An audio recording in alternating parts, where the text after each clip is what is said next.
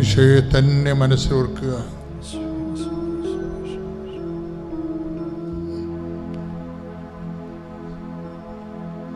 മൗനമായി സ്വന്തം വ്യക്തിപരമായ ആവശ്യങ്ങൾ, ഏതെങ്കിലും വിഷയം. ഇപ്പോൾ ഒത്തിരിയേറെ രോഗസൗഖ്യങ്ങൾ ഈശോ കാണിക്കുന്നുണ്ട്. ശരീരത്തിന് കളർ കയറിയ ഭാഗങ്ങൾ, ശരീരത്തിൻ്റെ കളറിലെ ഒരു തവിട്ട് കളറോ അല്ലെങ്കിൽ ഒരു ബ്രൗൺ കളറോ അല്ലെങ്കിൽ വയലറ്റ് കളറോ ഒക്കെ കയറിയ ഭാഗങ്ങൾ കർത്താവ് സുഖപ്പെടുന്നതായിട്ട് കാണിക്കുന്നുണ്ട്. റെഡ് കളർ കയറിയ ഭാഗങ്ങൾ കർത്താവ് സുഖപ്പെടുന്നതായിട്ട് കാണിക്കുന്നുണ്ട്. കളർ വ്യത്യാസം മോശമായ രോഗമാണ്. കർത്താവ് അതിനെ സുഖപ്പെടുത്തുന്നുണ്ട്. സ്തുതിക്കട്ടെ, സ്തുതിക്കട്ടെ, സ്തുതിക്കട്ടെ.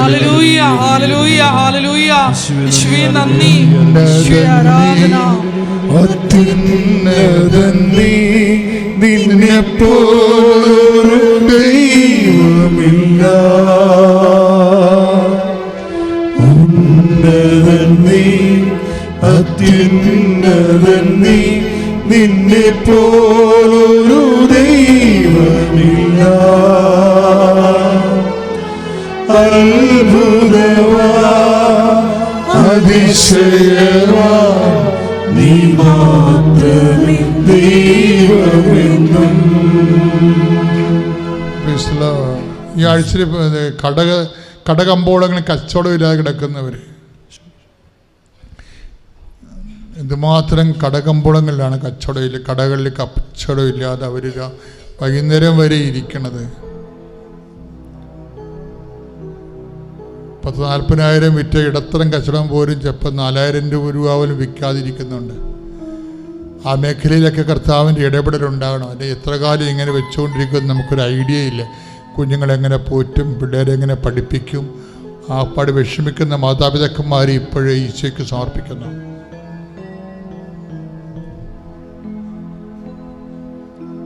പഠിച്ചുകൊണ്ടിരിക്കുന്ന മക്കളെ ഈ ആഴ്ചയിൽ തീസിസ് സമർപ്പിക്കുന്നവരെ,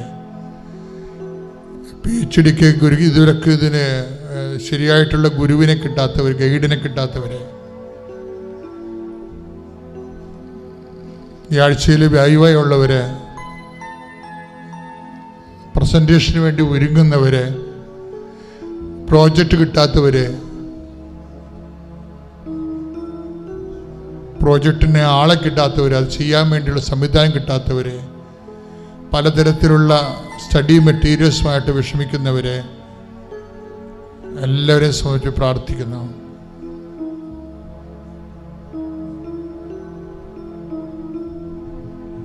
കുടുംബങ്ങളിൽ കലഹങ്ങളെ, ഭിന്നതകളുള്ളവരും കേസുകളിലേക്ക് പോകുന്നവരെയും സമർപ്പിച്ച് പ്രാർത്ഥിക്കുന്നു. മാതാവേ, എല്ലാം സാക്ഷ്യമാക്കണമേ. സ്തുതിക്കട്ടെ, സ്തുതിക്കട്ടെ.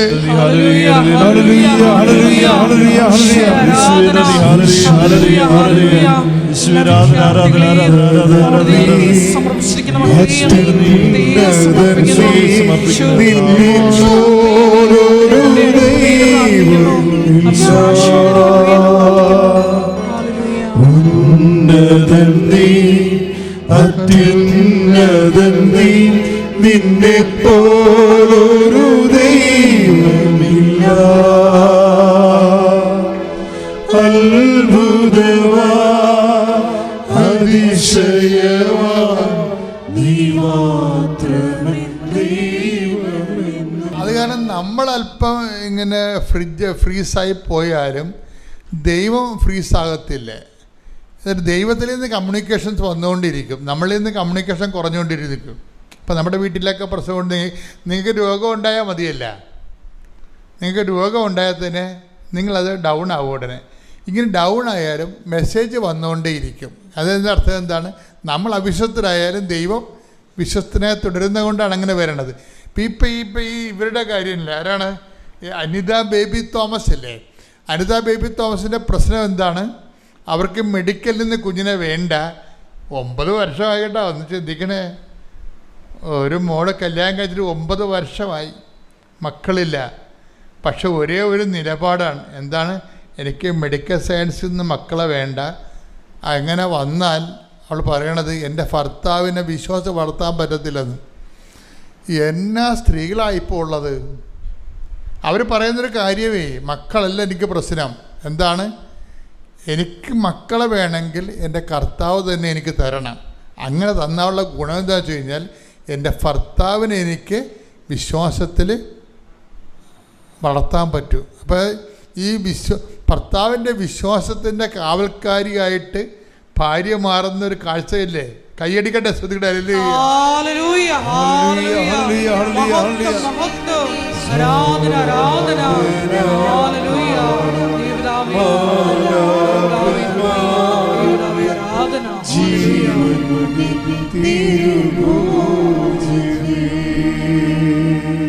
പരിശുദ്ധ പരമദിവ്യകാരുണ്യത്തിന്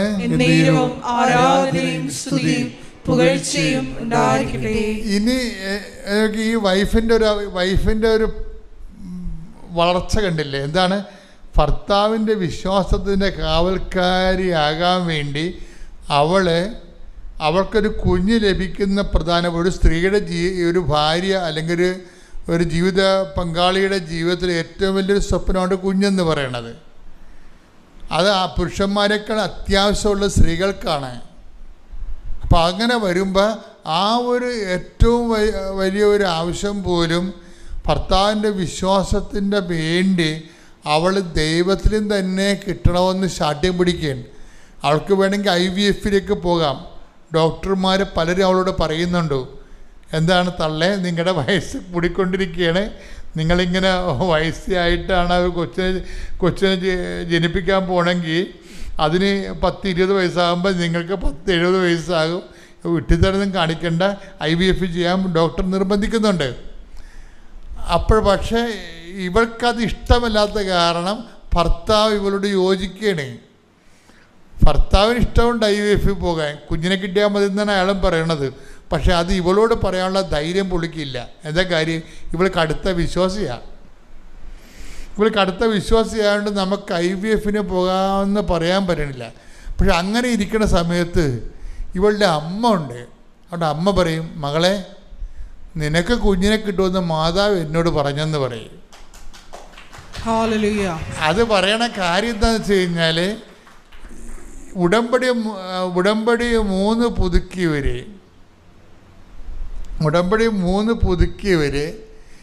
പുതുക്കി കഴിഞ്ഞിട്ടും കുഞ്ഞുങ്ങളില്ലാത്ത കാരണം, പിന്നെ ഡോക്ടർ ഇങ്ങനെ IVF നിർബന്ധിക്കുന്ന കാരണം ഇവളൊരു വല്ലാത്തൊരവസ്ഥയിലാണ്. നിങ്ങളെല്ലാവരും അനുഭവിക്കുന്ന പ്രശ്നമാണ് ഇത്. അതായത് ഓരോ വിഷയങ്ങൾക്കാണെന്നേ ഉള്ളൂ, വ്യത്യസ്തമായ വിഷയങ്ങളെന്നേ ഉള്ളൂ. ഉടമ്പടി 3 പുതുക്കിയിട്ടും ഒരേ അടയാളം കിട്ടണില്ല. പക്ഷെ ഡോക്ടർ നിർബന്ധിക്കുന്ന IVF എടുക്കുക, പ്രായമാകുന്നില്ല എന്ന്. അപ്പോൾ ഇവള് ഉടമ്പടിയിൽ അല്പം ഒന്ന് മുമ്പ് പറഞ്ഞോളൂ തണുത്ത് കണ്ട. അങ്ങനെ ഡോക്ടർ നിർബന്ധിക്കുന്നു, ഹസ്ബൻഡ് നിർബന്ധിക്കുന്നു. ഇവളുടെ കോഴ്സിന് ഇവൾ മാത്രമേ ഉള്ളൂ, സപ്പോർട്ടില്ല. ഹസ്ബൻഡിൻ്റെ സപ്പോർട്ടില്ല.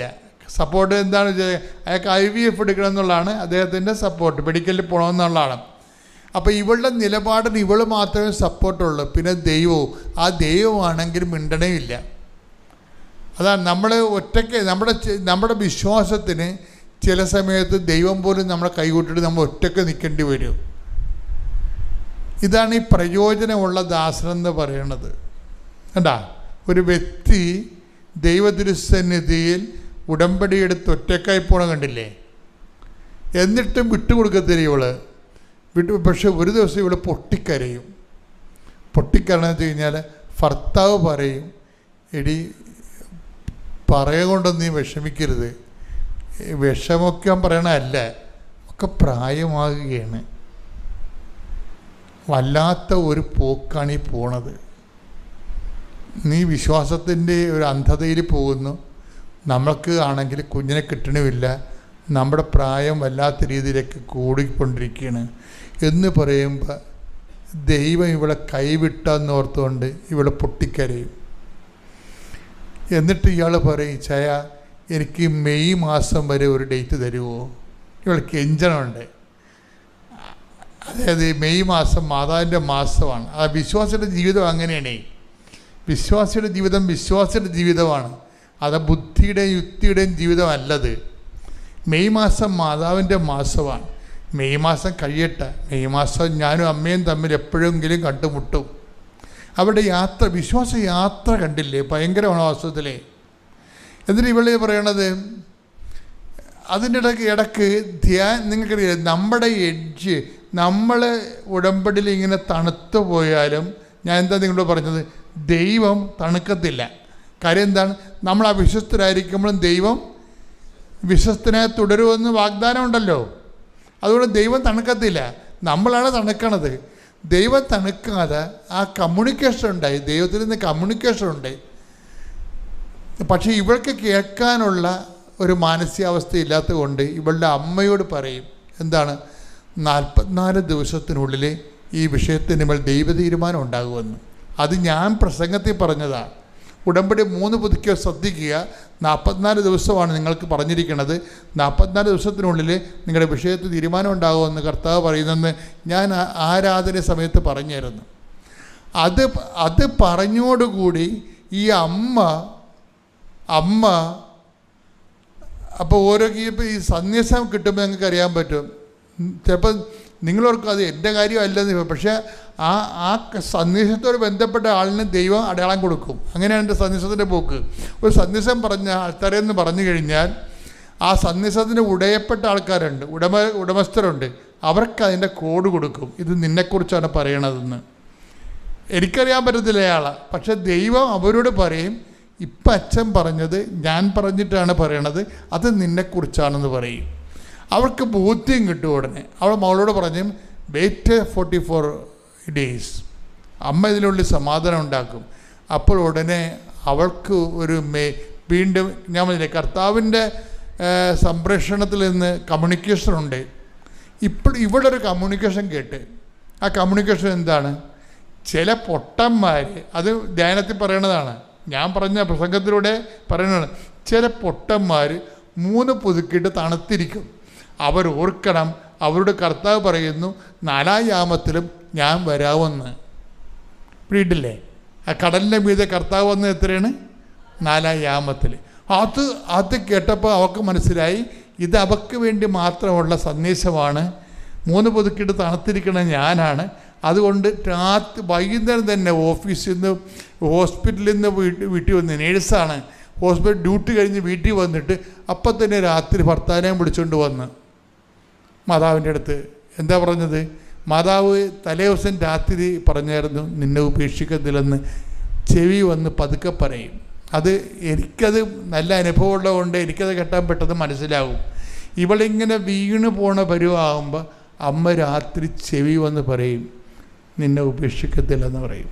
അതിവക്ക് വല്ലാത്ത ബോധ്യം കിട്ടും. അത് നമുക്ക് കേൾക്കാൻ പറ്റും.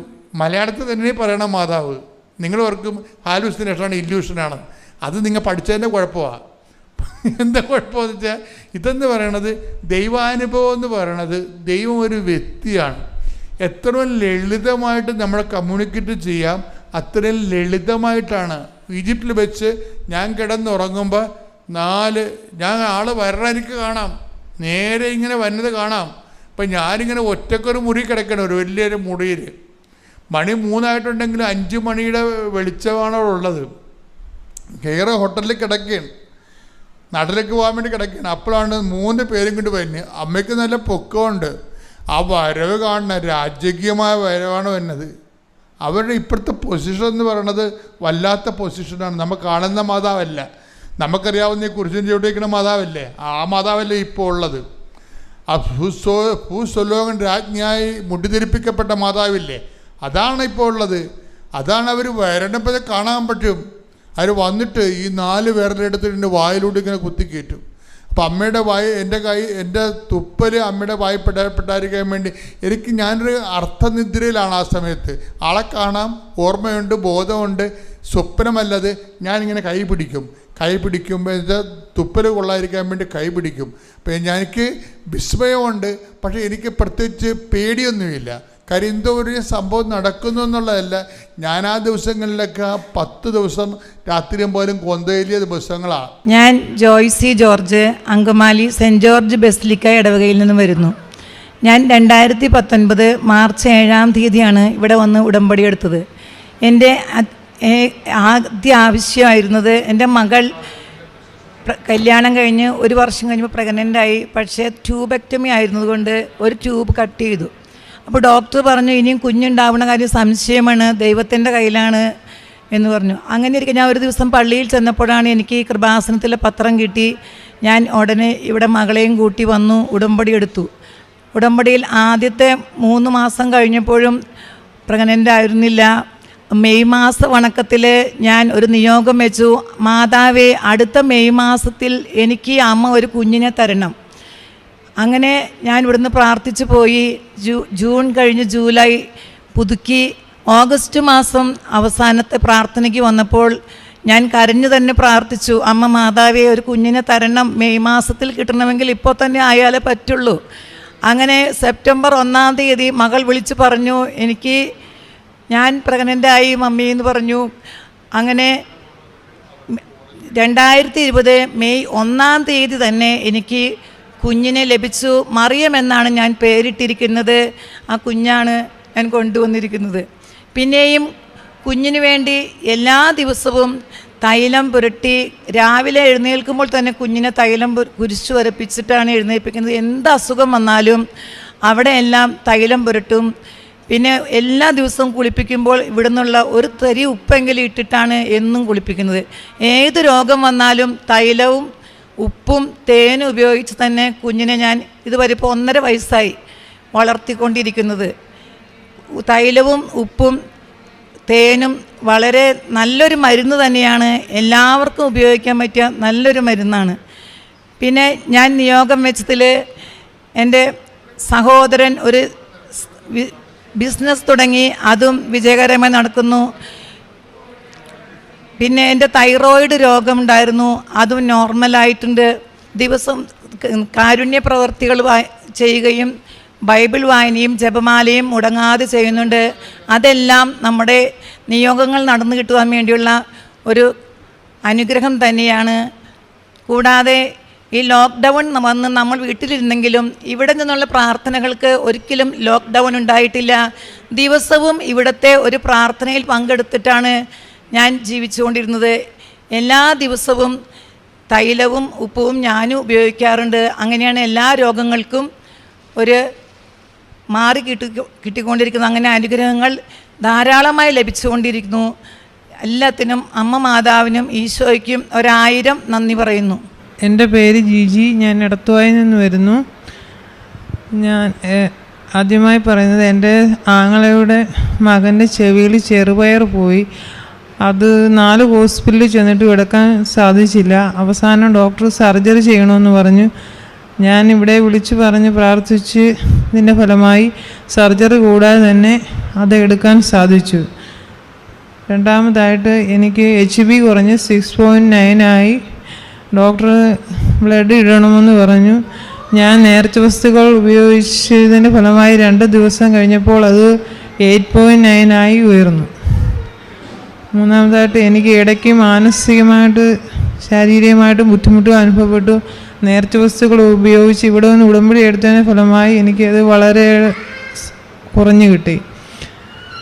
എൻ്റെ ഭർത്താവിൻ്റെ ചേട്ടന് വീട് സ്ഥലവും ഇല്ലായിരുന്നു. ഞങ്ങൾ ഉടമ്പടിയിൽ വെച്ച് പ്രാർത്ഥിച്ചതിൻ്റെ ഫലമായി സ്ഥലം കിട്ടി. ഇനിയിപ്പോൾ വീട് കൂടെ ലഭിക്കണം. അഞ്ചാമത്, എൻ്റെ വീടിൻ്റെ മെയിൻ്റെനൻസ് പണി ചെയ്യാൻ വേണ്ടി ഞങ്ങൾ ഒത്തിരി ബുദ്ധിമുട്ടിയിരുന്നു. എന്നാൽ ഇവിടെ വന്ന് പ്രാർത്ഥിച്ച് ഉടമ്പടി എടുത്ത് ഇതിൻ്റെ ഫലമായി പണി പൂർത്തിയാക്കാൻ സാധിച്ചു. എൻ്റെ ഭർത്താവിന് 25 വർഷമായിട്ട് അലർജിയുടെ രോഗമുണ്ടായിരുന്നു. ഇവിടെ നിന്ന് ഉടമ്പടി എടുത്ത് പ്രാർത്ഥിച്ച് നേർച്ച വസ്തുക്കൾ ഉപയോഗിച്ചതിൻ്റെ ഫലമായി വളരെ അധികം കുറഞ്ഞു കിട്ടി. എന്ത് അലർജിയാണ് ഉണ്ടായിരുന്നത്? തലയിൽ ഇങ്ങനെ കുരുക്കൾ വന്ന് പൊട്ടുന്ന അലർജി ആയിരുന്നു. അത് നേർച്ച വസ്തുക്കൾ ഉപയോഗിച്ചതിൻ്റെ ഫലമായി കുറഞ്ഞു കിട്ടി. എൻ്റെ പേര് ജോഷി, ഞാൻ പാലായിൽ നിന്ന് വരുന്നു. 2015 മുതൽ ഞങ്ങളൊരു വീടിനും സ്ഥലത്തിനും വേണ്ടി ഞങ്ങളിങ്ങനെ വിഷമിച്ചിരിക്കുകയായിരുന്നു. ഞങ്ങൾ പ്രാർത്ഥനയും കാര്യങ്ങളൊക്കെ ആയിട്ട് നടന്നു. പക്ഷേ ഞങ്ങൾക്ക് ലഭിച്ചില്ല. 2019 ജൂൺ മാസം ഇവിടെ വന്ന് ഉടമ്പടി എടുക്കുകയും 1 വർഷത്തിനുള്ളിൽ തന്നെ ഞങ്ങൾക്ക് വീടും സ്ഥലവും ലഭിക്കുകയും ചെയ്യുന്നു. അതുകൂടാതെ 2014 മുതൽ ഭാര്യയ്ക്ക് വിദേശത്ത് പോകാനായിട്ട് ഞങ്ങൾ ശ്രമിച്ചുകൊണ്ടിരിക്കുകയായിരുന്നു. അത് 2021 ഫെബ്രുവരി മാസം ഭാര്യയ്ക്ക് വിദേശത്ത് പോകാൻ സാധിച്ചു. അതും 2019 ഇവിടെ വന്ന് ഉടമ്പടി എടുത്ത് ഞാൻ നിയമം വെച്ചതിൻ്റെ ഫലമായിട്ടാണ് പോകാൻ സാധിച്ചത്. ഞങ്ങൾക്ക് പോകാനായിട്ട് ഒത്തിരി ബുദ്ധിമുട്ടുകളൊക്കെ ഉണ്ടായിരുന്നു. ഒത്തിരി തടസ്സങ്ങൾ, കൊറോണയുടെ തടസ്സങ്ങൾ മൂലം ഒത്തിരി പ്രാവശ്യം മാറി പോയെങ്കിലും അത് മാതാവിൻ്റെ അടുത്ത് വന്ന് പ്രാർത്ഥിച്ചതിൻ്റെ ഫലമായി ഞങ്ങൾക്ക് ഭാര്യയ്ക്ക് വിദേശത്ത് പോകാനും ജോലിയിൽ കയറുവാനും സാധിച്ചു. ദൈവത്തിന് 1000 നന്ദി പറയുന്നു, മാതാവിനും നന്ദി പറയുന്നു. എൻ്റെ പേര് പ്രിയ. ഞാൻ ഡൽഹിയിൽ നിന്നാണ് വരുന്നത്. ഞാൻ 2019 മാർച്ച് 20 ഉടമ്പടി എടുത്തത്. ഉടമ്പടി എടുക്കുന്നതിൻ്റെ കാരണം ഇതായിരുന്നു. മാർച്ച് 3 എനിക്കൊരു ആൺകുഞ്ഞ് പിറന്നു. അതാണിവൻ. അവനെ പൂർണ്ണ ആരോഗ്യവാനായിട്ട് പിറന്നു. അതിനുശേഷം 4-5 ദിവസത്തിന് ശേഷം അവന് പെട്ടെന്ന് ഒരു സീഷർ ഉണ്ടായി. അങ്ങനെ തിരുവല്ല മെഡിക്കൽ മിഷനിൽ അവൻ ICUയിൽ അഡ്മിറ്റായി. അങ്ങനെ ICUയിൽ അഡ്മിറ്റായ സമയത്ത് ഞാൻ വളരെയധികം വേദനയോടെ ഇങ്ങനെ പ്രാർത്ഥിച്ചു. ദൈവമേ, എനിക്ക് എന്തിങ്ങനെ വന്നു എന്ന് ഞാൻ ദൈവത്തോട് ചോദിച്ചു. അങ്ങനെ പുഷ്പഗിരിയിലേക്ക് MRI ബ്രെയിന് വേണ്ടി അവനെ കൊണ്ടുപോയി. അപ്പം അവനെ MRI ബ്രെയിൻ ചെയ്യാൻ അവനകത്ത് കയറിയ സമയത്ത് എനിക്ക് അവിടുന്ന് മാതാവിൻ്റെ ഒരു പത്രം കിട്ടി. ഞാൻ ആ പത്രത്തിലൂടെ സാക്ഷ്യങ്ങളൊക്കെ വായിച്ചപ്പോൾ ഞാൻ മാതാവിനോട് പ്രാർത്ഥിച്ചു, അമ്മേ, എനിക്കും ഇങ്ങനെ ഒരു സാക്ഷ്യം പറയണം, എൻ്റെ കുഞ്ഞിന് ഒരു വിടുതൽ നീ തരണം, എന്നാലേ എനിക്ക് മാതാവിൻ്റെ അടുക്കൽ വന്ന് ഉടമ്പടി എടുക്കാൻ പറ്റുള്ളൂ എന്ന് പറഞ്ഞു. അങ്ങനെ 6-7 ദിവസത്തിന് ശേഷം ICUന്ന് മോനെ വാർഡിലേക്ക് ഷിഫ്റ്റ് ചെയ്തു. ഒത്തിരി ക്രിട്ടിക്കൽ കണ്ടീഷൻ ആയിരുന്നു. എൻ്റെ ബ്രദറും അവിടെ തന്നെ നേഴ്സായിരുന്നു. അപ്പോൾ ഒത്തിരി അറ്റാച്ച്മെൻറ്റ് ഡോക്ടേഴ്സ് എന്നോട് പറഞ്ഞു, മോളെ, ഞാനും ഒരു നേഴ്സാണ്, മോളെ നിനക്കെല്ലാം അറിയാമല്ലോ, നമുക്ക് പ്രാർത്ഥിക്കാം എന്ന് പറഞ്ഞ് ഞാൻ വളരെയധികം വേദനയോടെ കരഞ്ഞ് എൻ്റെ ദിവസങ്ങൾ നീക്കി. ഞാൻ എന്നിട്ട് എൻ്റെ അമ്മയോട് ഇങ്ങനെ പ്രാർത്ഥിച്ചു. ഞാൻ ആക്ച്വലി ഒരു മർത്തോമക്കാരിയാണ്. എനിക്ക് കല്യാണം കഴിച്ചത് കാത്തലിക്കിലാണ്. എനിക്കപ്പം മാരേജിന് ശേഷമേ ഞാൻ മാതാവിനോട് ഇത്രയും പ്രാർത്ഥിച്ചിട്ടുള്ളൂ.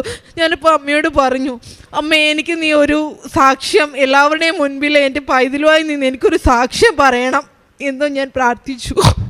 അങ്ങനെ 10 ദിവസത്തിന് ശേഷം എൻ്റെ കുഞ്ഞ് ഡിസ്ചാർജ് ആയതിനു ശേഷം അവനെ ഞങ്ങൾ SUTയിലേക്ക് ഒരു ചെക്കപ്പിന് വേണ്ടി കൊണ്ടുപോയി. അപ്പോൾ അവിടെ വെച്ച് അവരെന്നോട് പറഞ്ഞു, 6 മന്ത് എപ്പിലെപ്സിയുടെ മെഡിസിൻ അവന് കൊടുക്കണം, അതിനുശേഷം നമുക്ക് റിപ്പീറ്റ് EEG ചെയ്ത് നോക്കാമെന്ന് പറഞ്ഞു. 6 മാസത്തിന് ശേഷം ഞങ്ങൾ വീണ്ടും ഡൽഹിയിൽ നിന്ന് വന്നു. EEG ഒക്കെ ചെയ്തു. EEG ചെയ്ത് കഴിഞ്ഞപ്പോൾ ഡോക്ടർ തന്നെ പറഞ്ഞു, മോളെ, നിൻ്റെ കുഞ്ഞിന് ഒരു കുഴപ്പവും ഇല്ല എന്ന് പറഞ്ഞു. അവൻ്റെ മെഡിസിൻ പൂർണ്ണമായിട്ട് നിർത്തി. അവനിപ്പോൾ 3 years old ബേബിയാണ്. അവൻ പൂർണ്ണ ആരോഗ്യവാനാണ്. അവനൊരു മെഡിസിനും ഉപയോഗിക്കേണ്ടി വന്നില്ല. അവനെ കുളിപ്പിക്കുന്ന സമയത്തൊക്കെ എനിക്ക് ഭയമായിരുന്നു. അപ്പോൾ ഞാൻ വെഞ്ചരിച്ച എണ്ണ അവനെ ഞാൻ എന്നും കുരിശ് വരച്ച്, തൈലം എന്നും ഞാൻ അവനെ കുരിശ് വരച്ചിട്ട് ആയിരുന്നു അവനെ കുളിപ്പിച്ചുകൊണ്ടിരുന്നത്. കാരണം സീഷറല്ലേ, അറിയാൻ പറ്റില്ല എന്നോർത്ത്. പക്ഷേ എൻ്റെ അമ്മ മാതാവിലൂടെ എനിക്ക് പൂർണ്ണ സൗഖ്യം എൻ്റെ പൈതലിനെ ലഭിച്ചു. അവൻ ഇന്ന് പൂർണ്ണ ആരോഗ്യവാനായിട്ട് ഇരിക്കുന്നു. അവന് 3 വയസ്സുണ്ട്. അവൻ ഒത്തിരി ഒന്നും സംസാരിക്കാൻ തുടങ്ങിയിട്ടില്ല. പപ്പ, മമ്മി, അത് ഇത് എന്നൊക്കെ പറയാറുള്ളൂ. അപ്പോൾ ബാക്കി നിങ്ങളെല്ലാവരും അതിനുവേണ്ടി ഇവിടെ പ്രാർത്ഥിക്കണം. എൻ്റെ പൈതൽ എത്രയും പെട്ടെന്ന് സംസാരിക്കുവാൻ വേണ്ടി. അവനെ ഞാനിപ്പോൾ മമ്മിയുടെ കൂടെ നിർത്തിയിട്ട് പോകുവാനാണ് ആഗ്രഹിക്കുന്നത്. അവൻ അഡ്ജസ്റ്റ് ആകുവാനൊക്കെ ഇച്ചിരി ടൈം എടുക്കും. അതിനും ദൈവമക്കളെല്ലാവരും ഞങ്ങൾക്ക് വേണ്ടി പ്രാർത്ഥിക്കണം. അതുപോലെ തന്നെ എൻ്റെ 2ാമത്തെ ഉടമ്പടി ആയിരുന്നു. എനിക്ക് വളരെ ആഗ്രഹമായിരുന്നു, എത്ര നാളിങ്ങനെ റെൻറ്റ് കൊടുത്ത് ഡൽഹിയിൽ താമസിക്കും, എനിക്കൊരു വീട് മേടിക്കണമെന്ന് ഭയങ്കര എൻ്റെ ഒരു ആഗ്രഹമായിരുന്നു. ഞാൻ അതും ഉടമ്പടിയിൽ എൻ്റെ മാതാവിനോട് പറഞ്ഞു, അമ്മ, എനിക്കൊരു വീട് വാങ്ങണം, അതിനുള്ളത് നീ തന്നെ എനിക്കെല്ലാം അറേഞ്ച് ചെയ്ത് തരണമെന്ന്. ദൈവസഹായത്താൽ ഞങ്ങൾ 2021 ഡിസംബറിൽ ഒരു ഫ്ലാറ്റ് ഡൽഹിയിൽ വാങ്ങുവാനിടയായി. 3ാമത്തെ എൻ്റെ നിയോഗം ഇതായിരുന്നു. എൻ്റെ സഹോദരന് വേണ്ടിയായിരുന്നു എൻ്റെ നിയോഗം. അവന് ഒരു നേഴ്സായിട്ട് വർക്ക് ചെയ്യുമായിരുന്നു. അപ്പോൾ എൻ്റെ ആഗ്രഹമായിരുന്നു അവനൊന്ന് വിദേശത്ത് പോയാലേ അവന് ഒരു നല്ല ലൈഫ് ലഭിക്കുകയുള്ളൂ എന്ന്. അതിനുവേണ്ടി ഞാൻ ഉടമ്പടി വെച്ചിരുന്നു. അവനിപ്പോൾ ദുബായിലാണ്. അവൻ്റെ വൈഫ് 10-ാം തീയതി ദുബായിലേക്ക് പോവുകയാണ്. അവർക്കും നല്ല ജോലി മാതാവിലൂടെ ദൈവം സഹായിച്ചു കിട്ടി. അതിന് അമ്മ മാതാവിനോട് ഞാൻ നന്ദി പറയുന്നു. എൻ്റെ പേര് മിനി ജോസ്. ഞാൻ തൃശ്ശൂർ ജില്ലയിലെ പേരാമംഗലം ഇടവകയിൽ നിന്നാണ് വരുന്നത്. എൻ്റെ മകളുടെ വിവാഹം കഴിഞ്ഞ് 3 വർഷമായിട്ടും കുഞ്ഞില്ലാതെ വിഷമിക്കുമ്പോൾ ഉടമ്പടി പത്രം എനിക്ക് മറ്റു ആരിൽ നിന്ന് സ്വീകരിക്കുകയും അത് വായിച്ചു നോക്കി എന്നാൽ ഇവിടെ മാതാവിൻ്റെ അവിടെ വന്ന് ഉടമ്പടി എടുക്കാമെന്ന് ഞാൻ വിചാരിച്ച് ഇവിടെ ഒരു ദിവസം 2019 നവംബർ 30 ഞാൻ വന്നിവിടെ ഉടമ്പടി എടുത്തു. ഉടമ്പടി എടുത്ത അന്ന് തന്നെ എൻ്റെ മകൾ ഗർഭിണിയാവുകയും, കാരണം പ്രസവത്തിന് ശേഷം ഡോക്ടർ ഡേറ്റ് പറഞ്ഞപ്പോഴാണ് എനിക്ക് മനസ്സിലായത് അതേ ഡേറ്റിൽ തന്നെയാണ് മകൾക്ക് വിശേഷമായിട്ടുള്ളത്. അപ്പോൾ മാതാവിൻ്റെ പ്രത്യേക അനുഗ്രഹത്താൽ എൻ്റെ മകൾ നല്ലൊരു പെൺകുഞ്ഞിന് ജന്മം നൽകുകയും ഇപ്പോൾ അവൾക്ക് 1.25 വയസ്സായി. പക്ഷേ ഇവിടെ കൊറോണ ആയതുകൊണ്ട് എനിക്ക് സാക്ഷ്യം പറയാൻ പറ്റിയിട്ടുണ്ടായിരുന്നില്ല. അതുപോലെ തന്നെ ഞാൻ അന്ന് നിയോഗം ഉടമ്പടിക്കാൻ വന്നപ്പോൾ രണ്ടാമത്തെ നിയോഗമായി വെച്ചിരുന്നത് 2 തവണ എൻ്റെ മകൻ IELTS പരീക്ഷ എഴുതി തോറ്റ് വിഷമിച്ച് അവൻ വളരെ വിഷമിച്ച് നിൽക്കുമ്പോൾ ഇവിടെ വന്ന് സാക്ഷ്യം പറയാമെന്ന് നേർന്നതിൻ്റെ ഫലമായി 3-ാം തവണ അവൻ പാസ്സാവുകയും അവന് വിദേശത്തേക്ക് പോകാനുള്ള വിസ ശരിയാവുകയും അവനിപ്പോൾ വിദേശത്ത് കാനഡയിലെ 3 സെമസ്റ്റർ വളരെ ബുദ്ധിമുട്ടുള്ളതാണ്. Computer engineering ടെക്നോളജിയാണ് അവിടുത്തത്.